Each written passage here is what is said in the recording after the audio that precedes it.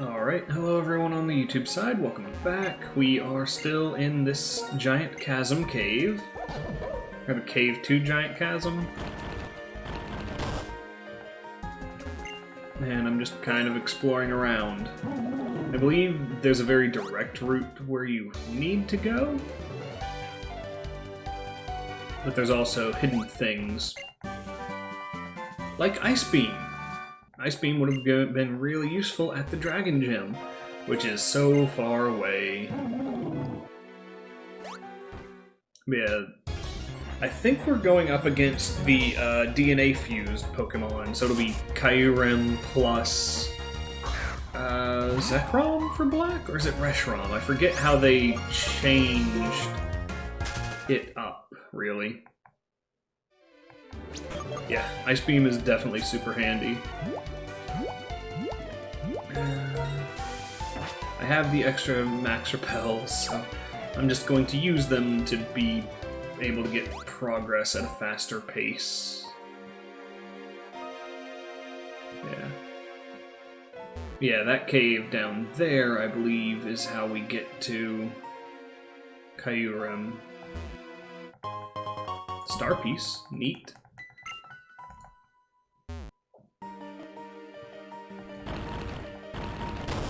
Boop. Max Repel. So I used the one, or I gained back the one I used. Hi. Standing here so your allies don't go AWOL. Okay. Bump, bump. Yeah, this generation has great music. Everyone kind of agrees. Though it's weird that people don't talk about this generation as much.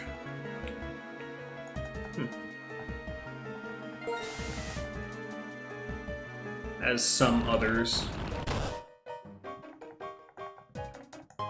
There we go. Ice Gem. There's always something hidden behind.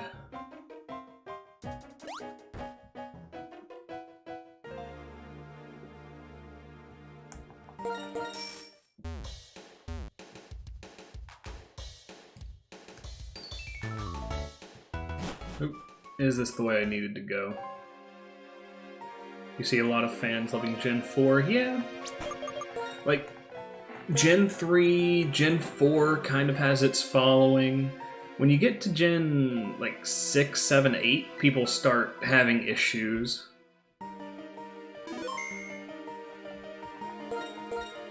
I want to... I don't want to go down there. I want to see what's at the other side, because that looks like story, so I want to see what's here. Oh, I guess we're at Giant Chasm, so...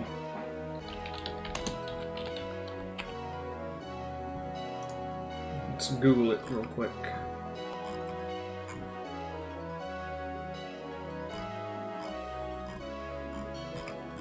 Let's just make sure... Black and white, black and white, black and white, black and white 2. I don't think there's anything I need. So I might just go ahead and... Where did that go? Missing Pokemon completion, yeah. None of those are available here. So yeah. I am gonna need to go through and do the fossil thing in my own time. Yellow Shard. Oh, this is just up top, isn't it? Yeah. You can take a look out there at some point. Yeah, Gen 6. I just see, like, I see a lot of hate for the modern generations, 7 and 8. But I think they do really well. I'm not a fan of certain aspects that they did change, or not necessarily change, but they added. And that's just personal. Hyper Potion. Like, even in Gen 5, no, Gen 6, I wasn't a fan of Mega Evolutions because I thought it was just kind of a cop-out on making fan favorites stronger. so they could be used in more competitive means, which didn't really work. But they also kind of scrapped it for Z moves. Yeah. Well, the hand-holding was always kind of there. It's just they went overboard for younger generations. But they also made the games harder. Like, with Gen 7, they would lead you around, but things were not easy. Yeah, and I'm not a fan of the Dynamaxing either, but, you know, that's just kind of, again, my preference.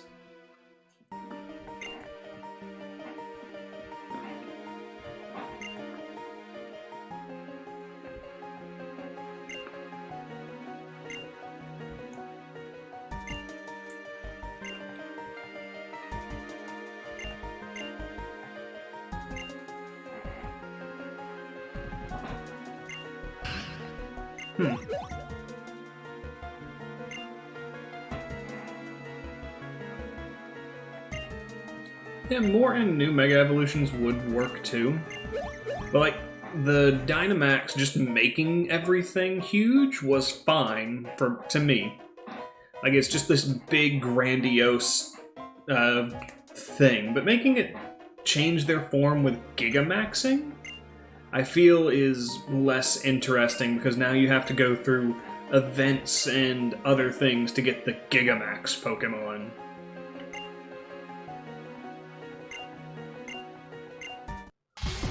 And Gigamaxing is not as well, Gigamaxing, I think, gives them better stat buffs. So a Dynamaxed Charizard without the Gigamax ability would not be nearly as strong as a Gigamaxed Charizard. Which I find, like, if anything can Gigamax, I think it should.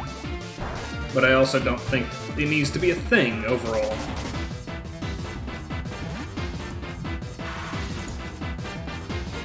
Yeah, like the bigger is better mentality. Which, it's entertaining.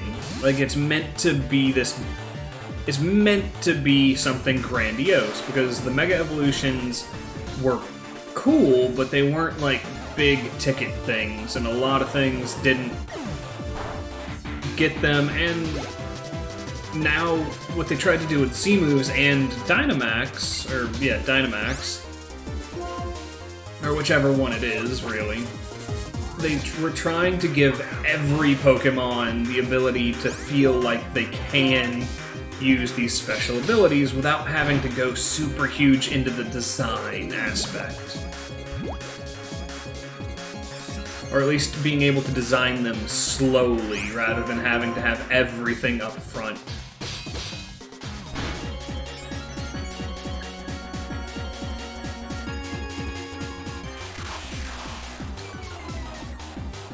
I mean, I don't mind the whole removing Pokemon from the thing, primarily because there's so many Pokemon. Like, every game going forward will probably do better to have their generation about 100 Pokemon strong, and then maybe 100 Pokemon, or not even 100, like 100 Pokemon strong, and then like 150 Pokemon from prior generations. And that's just from the base level, because that still covers like 400 different Pokemon variables. I don't like that they kept you from being able to bring the Pokemon into Sword and Shield. Like, there are Pokemon you just can't make use of, even if you had them from before. Max Revives, cool. You too. Thank you. But limiting the Pokemon available has always been a thing.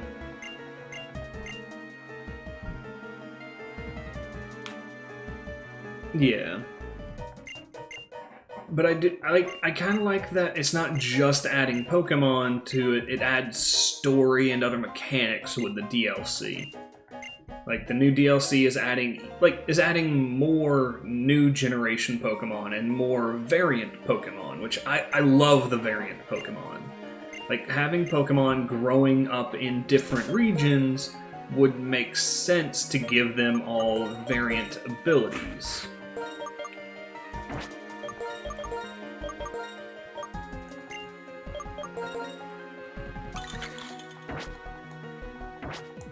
It's just, a lot of people are against paying more for video games, and I get that, but at the same time, we have to accommodate for the fact that if we don't pay more for games, games are going to be worse. That's why there's a bunch of indie devs that are willing to charge, $9.99 for a game they spent 2 years on,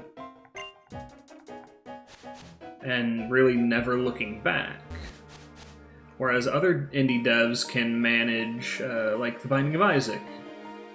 The guy that made that can manage doing hundreds of thousands of dollars worth of deals for just getting other people to work his video game. Yeah, it's not making games anymore, because a lot of it comes down to the bureaucracy of being a business. Which is a bit of a bummer, but can be mitigated somewhere.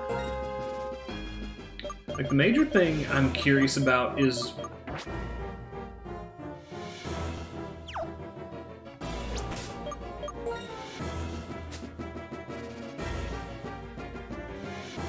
yeah, like a DLC that costs too much. But also, if a DLC like Iceborne. Iceborne came out, and it has been giving free content since the beginning. Like, Monster Hunter World and all of the Monster Hunter games have always been about free content. Because they make deals with people to say, hey, Nintendo, if we advertise for your other games within our game, well, how about you do things? Yeah, Monster Hunter is always great for that. But again, there are also negative aspects of the DLC lines. Like, with Dragon Ball Z Kakarot, I bought the DLC bundle pack, and the second DLC hasn't come out, but the first DLC was only really giving you a quick way of training, as well as, what else was on top of it? Like, it's super fast level training, and then the Super Saiyan God form. Hello. Oh, I'm being ambushed. And, like, I'm looking forward to the next Dragon Ball Z Kakarot DLC, and with it taking longer to come out, I'm hoping that we get better content. Like, I'm hoping that that comes with the Super Saiyan God Blue, it comes with the Golden Frieza, and a little bit into, like, the Super Series. Maybe being able to even play as,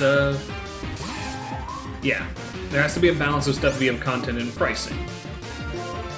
Like, to be honest, Monster Hunter goes way too cheap for the quality of game that they put out.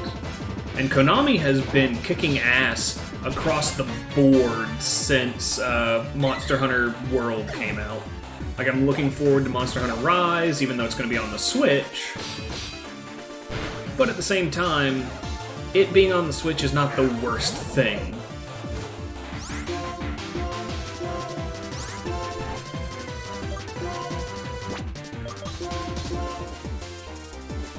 Because the Switch is a much better, at least visual occurrence of the game than anything on the DS, which, if we were still in DS ages, we're still looking at quite almost literally playing, what are they? Playing it as if it was.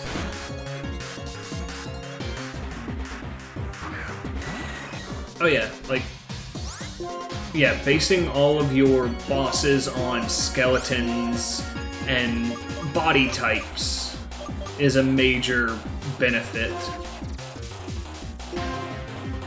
Like, we have 4 of them that Yeah, we have 4 of them that sit in the Jagras body type already, and the Jagras body type only has existed in this game. Actually, 5, I think, if you count the... No. Yeah, 5, because of the big golden lady. Like, it's always an interesting aspect. I don't think this Mindfu's going to survive unless I can get a good Drain Punch on. Yeah. Yeah, Monster Hunter definitely saves on being able to do that, as well as doing like gimmicky fights, like the giant Jagras and stuff like that, which again, very fun. Or like tiny monsters. Like giant and tiny has been such a big thing for them overall. I think there's more than 5. Or I think there is exactly 5, if I remember correctly.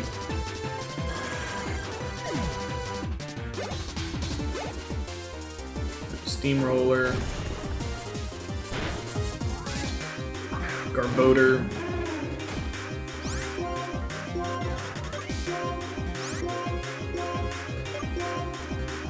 And then we've got our, like, the multitude of 4-legged dragons that existed all the way back in, like, generations or previous. Yeah.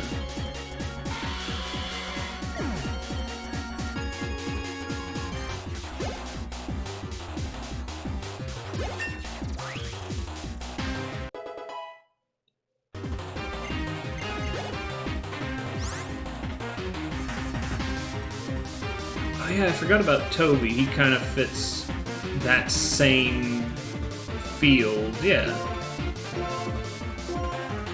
Or at least he fits a field.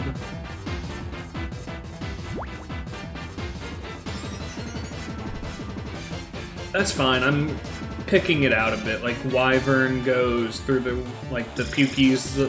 Like, Wyvern, I didn't realize was the fish type, or the fish-shaped Pokemon in itself, but that's overall fine. And Fanged Wyvern, yeah. Then the Elder Dragons are all there. But even then, the Elder Dragons follow body types that are not generic to Elder Dragons.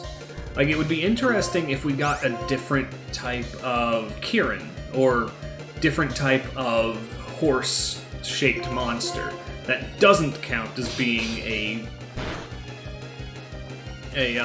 Elder Dragon. But also on top of that, you can end up with, like, some of the old monsters. I know of a few of them, because Monster Hunter Generations is about where I started. I didn't get very far into Generations, then I went straight into World, and have had such a nice time with World, really.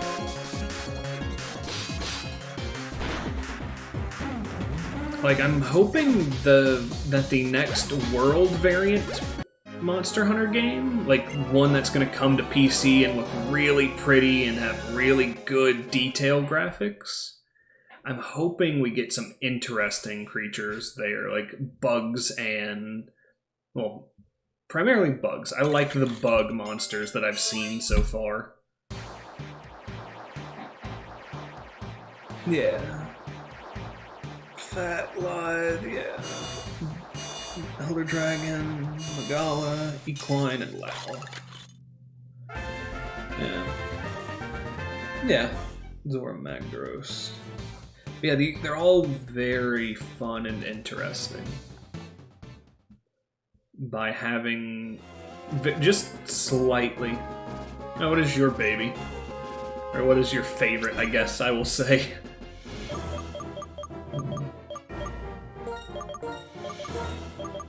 And Vanilluxy is evolved.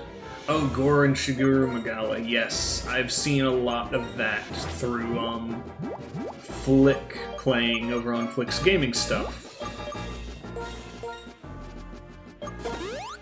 They look fun. if not a bit rough to deal with. I'm pretty sure we'll end up with a Gore Magala.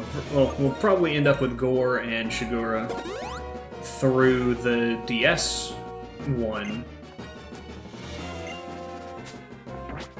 I think they kind of avoided that on World just because they didn't have enough really story time to explain mechanically how that works. If that makes any sense.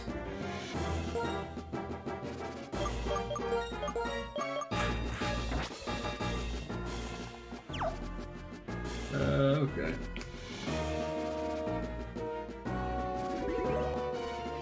Zamtrios. I don't think I've seen Zamtrios. Oh yeah, the big chubby shark that kind of takes that same body shape as the Jagras. Yeah. I remember seeing him before.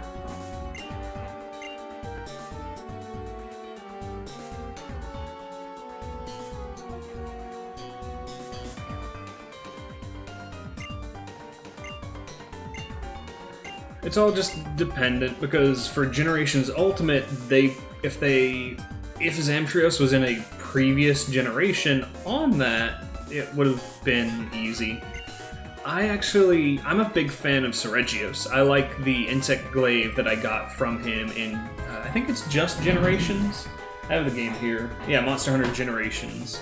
I'm a big fan of that flagship monster, Seregios, just because of the insect glaive and the ability to sharpen.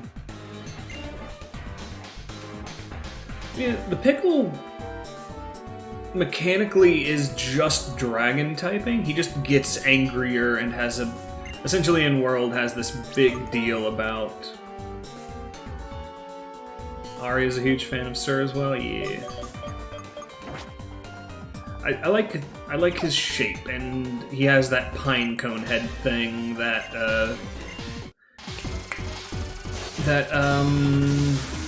crap, what is it called? I have a list right here.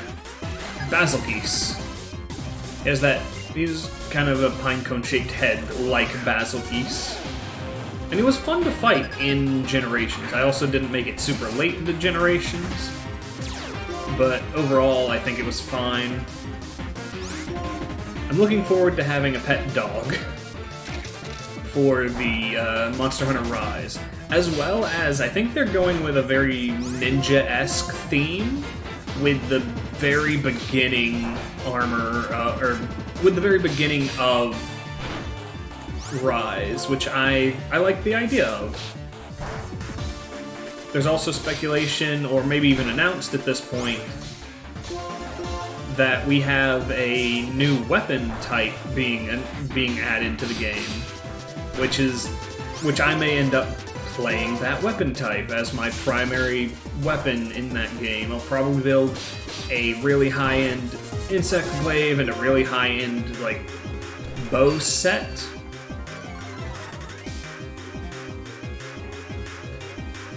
Yeah. Okay. I need to get back into World just so I can beat Fatalis, but I have yet to bother with the other... What is it called? The multi-element dragon I have yet to bother with. Just because I don't like the idea of his mechanic, especially when I'm using a bow, and bow makes it not necessary. Makes Bow rough, because he becomes immune to certain elements, and I think he's meant to be a damage... He is meant to be a damage indicator for Fatalis at this point.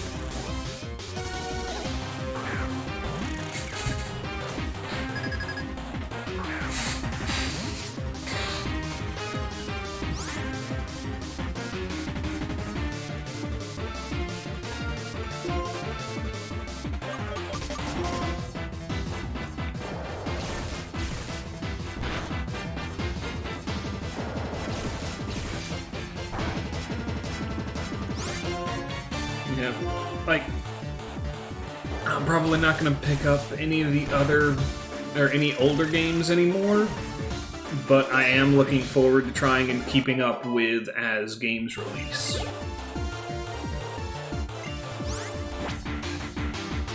Mostly in line with,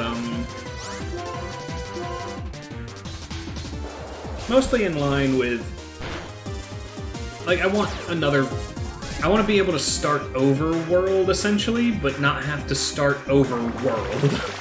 If that makes any sense. Oh boy. Pawniard's gonna die to a solar beam, isn't he?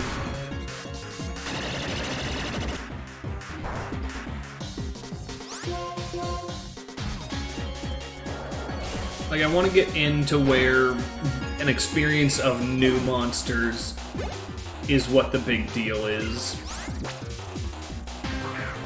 That's why I'm looking forward very much to Rise.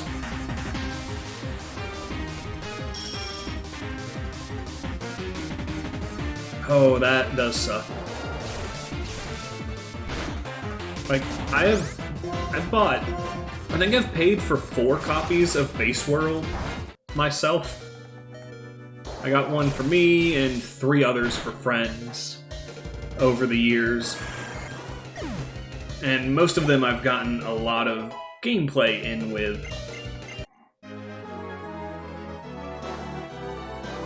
And, like, I enjoy Monster Hunter. I enjoy a lot. Like, I enjoy the non-Nintendo branded Nintendo games. But I mostly could care less about Link, Zelda, Metroid, any of the mainstay Nintendo products. So if I can get the other products in different locations, I do kind of prefer that, because Nintendo holds back a lot of good production. Password is a numeric code, second number is 9. Okay.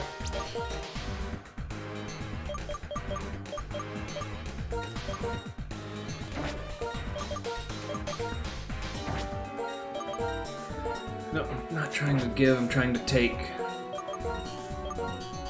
And no one has any XP share currently. So Pawniard is going to get most of the experience, if not all. I've run out of potions. I have a max potion and a max revive. I'll go with this.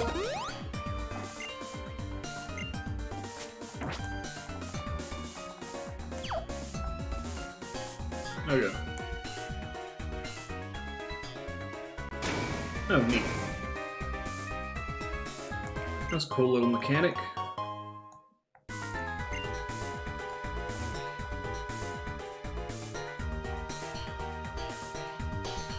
Hi. What have you got for me? Gonna blast me into space? I am not Team Rocket, sir. Or miss. I didn't actually catch what your model was. Nope, you are a sir.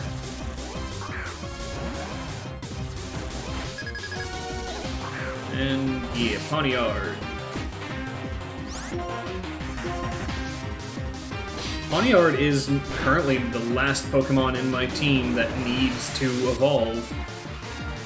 Or the last Pokemon I own in this game, actually, that I can evolve without trade or other means.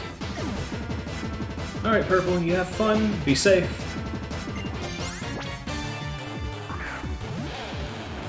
Let's see here, Crocodile. Hey, Loki. How you doing? How is your spine shot? Are you feeling okay? You feeling relaxed or still in pain?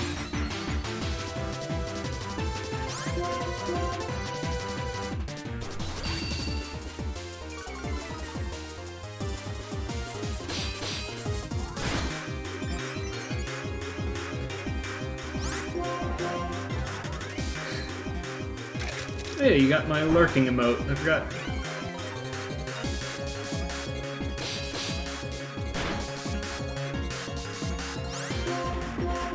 You can just get access to those.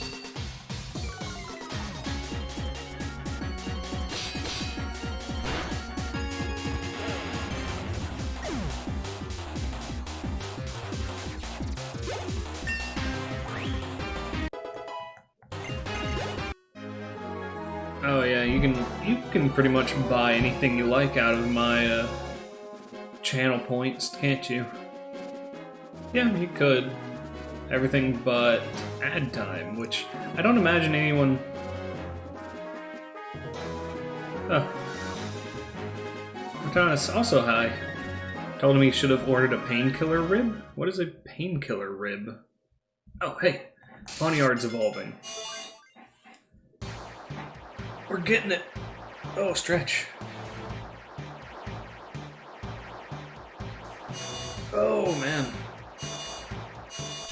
It's nice to have your cat cuddling up on you, but if you're already in pain, an animal jumping on you might not be the best thing in the world. Okay, so now we're just kind of here. Okay. So from here on, we'll just put things on things.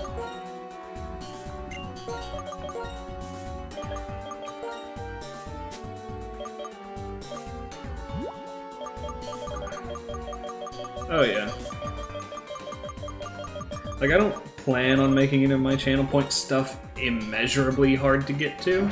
It's just I have it set to where the more people buy certain things, the more expensive they will adjust to. With a base model. Oh, RimWorld mod. Okay. Oh, wait, RimWorld has a body mod that is just a painkiller rib? So you can just inject yourself with painkiller at a moment's notice? Not cuddle just springboards? Ow! Yeah, that's not good if you're already in pain. Hello, Dr. Julius. And Levani, okay. Bizsharp. I like the design of Bizsharp, personally.